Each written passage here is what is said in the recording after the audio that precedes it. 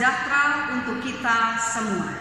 Jumpa kembali dalam acara Night Call Departemen Pelkes GPIB bersama saya Pendeta Ruth Juliana Maradia Panese, Ketua Majelis Jemaat GPIB Jemaat Immanuel Parepare. Bapak Ibu Saudara, sebelum kita membaca dan merenungkan firman Tuhan, mari kita berdoa. Bapa di dalam sorga, karuniakan hikmat sorgawi-Mu bagi kami, agar supaya ketika kami membaca, mendengar, dan merenungkan firman-Mu, kami diberikan kemampuan untuk dapat mengerti, memahami, bahkan lebih jauh lagi memberlakukan firman-Mu dalam kehidupan kami sehari-hari. Amin. Bapak Ibu Saudara yang dikasih dan diberkati oleh Tuhan Yesus Kristus, bacaan Alkitab saat ini tertulis dalam Amsal pasal 4. Ayat 10 hingga ayatnya yang ke-13 yang menyatakan, "Hai anakku, dengarkanlah dan terimalah perkataanku, supaya tahun hidupmu menjadi banyak. Aku mengajarkan jalan hikmat kepadamu. Aku memimpin engkau di jalan yang lurus. Bila engkau berjalan, langkahmu tidak akan terhambat. Bila engkau berlari, engkau tidak akan tersandung. Berpeganglah pada didikan, janganlah melepaskannya. Peliharalah dia, karena dialah hidupmu." Demikianlah firman Tuhan. Bapak Ibu Saudara-saudara yang dikasihi dan diberkati oleh Tuhan Yesus Kristus, bacaan kita saat ini mengingatkan kita untuk selalu berada di dalam jalan lurus, yaitu jalan Tuhan, jalan yang dipimpin oleh hikmat Tuhan. Ada 3 pertanyaan yang harus kita jawab tentang pernyataan tersebut. Pertanyaan pertama, mengapa kita harus selalu berada di jalan yang lurus? Pertanyaan yang kedua, bagaimana caranya agar supaya kita selalu berada di jalan yang lurus tersebut? Dan pertanyaan yang ketiga adalah, apa yang akan kita dapatkan atau apa yang akan kita nikmati jika kita berada pada jalan yang lurus tersebut? Bapak Ibu dan Saudara yang terkasih, mengapa kita harus selalu berada pada jalan yang lurus? Ayat 12 dalam teks bacaan kita menyatakan bahwa jalan yang lurus menghindarkan kita dari hambatan dan sandungan. Itu berarti jalan yang lurus dapat menolong kita semua untuk dapat lebih cepat sampai kepada tujuan yang kita harapkan dan inginkan dalam hidup ini. Tapi ingat, bahwa berada pada jalan yang lurus bukan berarti kita bebas dari masalah. Sebab banyak juga terjadi kecelakaan yang dapat berakibat pada kematian pada jalan yang lurus itu. Oleh karena itu, untuk dapat tetap berada pada jalan yang lurus dan kita sampai kepada tujuan yang kita harapkan dan kita damba dalam hidup ini, maka kita perlu selalu untuk memperhatikan rambu-rambu yang ada di sekitar perjalanan tersebut. Dalam perjalanan hidup yang Tuhan anugerahkan bagi kita, rambu-rambu yang harus kita perhatikan untuk tetap berada pada jalan yang lurus itu, yaitu didikan Tuhan. Ya, didikan Tuhan melalui setiap kebenaran firman Tuhan yang kita baca, yang kita dengarkan, dan kita renungkan setiap saat. Sebab di dalam kebenaran firman Tuhan itulah banyak hal yang Tuhan sampaikan bagi kita yang dapat mengingatkan kita semua, mengarahkan kita semua, dan membimbing kita semua untuk tetap berada pada jalan yang lurus itu, yaitu jalan yang dikehendaki oleh Tuhan. Bapak Ibu dan Saudara yang terkasih dan diberkati oleh Tuhan, perjalanan yang saat ini sementara kita jalani penuh dengan berbagai macam cobaan, tantangan, dan tawaran-tawaran yang menggiurkan kehidupan kita semua untuk kita keluar dari jalan Tuhan itu. Kita hanyut dengan cobaan, kita hanyut dengan tantangan, kita hanyut dengan tawaran-tawaran duniawi.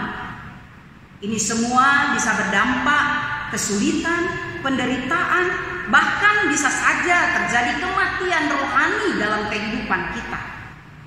Oleh sebab itu, kita harus selalu fokus dan konsentrasi penuh pada jalan lurus itu. Bagaimana caranya? Ayat 13 dalam teks bacaan kita menyatakan Cara yang tepat untuk supaya kita dapat fokus dan konsentrasi pada jalan yang lurus itu ada dua hal. Yang pertama, kita harus selalu berpegang pada didikan Tuhan. Jangan melepaskan didikan Tuhan dalam segala keadaan, dalam segala situasi, dalam segala waktu. Sebab didikan Tuhan senantiasa mengajarkan dan mengajak kita untuk selalu berada di dalam jalan Tuhan. Walaupun untuk melakukan hal tersebut bukanlah persoalan yang mudah. Namun untuk tetap berada di dalam jalan Tuhan dan supaya kita bisa sampai kepada tujuan yang kita harapkan, maka tidak ada syarat yang lain, Bapak Ibu Saudaraku, selain harus selalu berpegang pada didikan Tuhan. Yang kedua, syarat yang kedua, pelihara didikan Tuhan. Apa maksudnya? Maksudnya adalah kita tidak hanya sebatas baca dan tahu tentang didikan Tuhan, tapi kita harus mau dan siap untuk melakukan setiap didikan Tuhan itu dalam seluruh keberadaan hidup kita, agar supaya kita dapat menghadapi cobaan, dapat menghadapi tantangan, dapat menghadapi tawaran-tawaran yang siap membawa kita meninggalkan jalan Tuhan itu. Bapak Ibu Saudaraku, orang yang selalu berpegang pada didikan Tuhan dan orang yang selalu melakukan setiap didikan Tuhan dalam hidupnya, dan orang yang mampu dan kuat selalu berada pada jalan Tuhan, orang yang demikian akan menikmati begitu banyak berkat-berkat Tuhan dalam hidupnya, seperti kesuksesan, kebahagiaan, umur yang panjang, dan berkat-berkat yang lainnya yang Tuhan berikan dalam kehidupan kita. Pertanyaannya saat ini adalah, maukah Bapak Ibu Saudara untuk merasakan dan menikmati hal tersebut? Maka kuncinya adalah tetaplah berada dalam relasi yang baik dengan Tuhan. Tetap pegang dan lakukan setiap kebenaran firman Tuhan yang kita dengar dan kita renungkan setiap saat. Dan tetaplah selalu berada di dalam jalan Tuhan. Maka yakinlah sukacita dan bahagia akan kita nikmati dalam kehidupan ini. Terpujilah nama Tuhan kita Yesus Kristus. Amin. Bapak Ibu Saudara, mari kita berdoa. Tuhan Allah Bapa di dalam sorga, terima kasih untuk kebenaran firman-Mu yang sudah boleh kami dengar dan renungkan saat ini. Kami diajak untuk senantiasa ada pada jalan Tuhan, agar supaya apapun yang kami harapkan, apapun yang menjadi tujuan dalam hidup ini, kami selalu dipimpin, kami selalu dituntun, kami selalu diarahkan dengan hikmat Tuhan. Tolong kami semua Tuhan, sehingga kami sungguh-sungguh penuh dengan fokus dan konsentrasi untuk selalu berada di dalam jalan Tuhan. Arahkan kehidupan kami Tuhan, supaya kami tidak hanya sekedar tahu tentang didikan Tuhan, tapi juga kami boleh diberikan kemauan untuk memberlakukan didikan Tuhan itu dalam kehidupan kami. Kami menyerahkan hidup kami semua Tuhan ke dalam tangan pengasihan-Mu. Tuhan senantiasa menolong kami, menguatkan kami, membimbing kami semua dalam menghadapi realita kehidupan saat ini, dalam memperjuangkan apa yang kami harapkan, apa yang kami damba dalam kehidupan kami. Kami berdoa secara khusus untuk situasi yang kami hadapi saat ini, di mana pandemi COVID-19 masih ada di sekitar kehidupan kami. Tuhan jaga kami, Tuhan lindungi kami, Tuhan pelihara kami.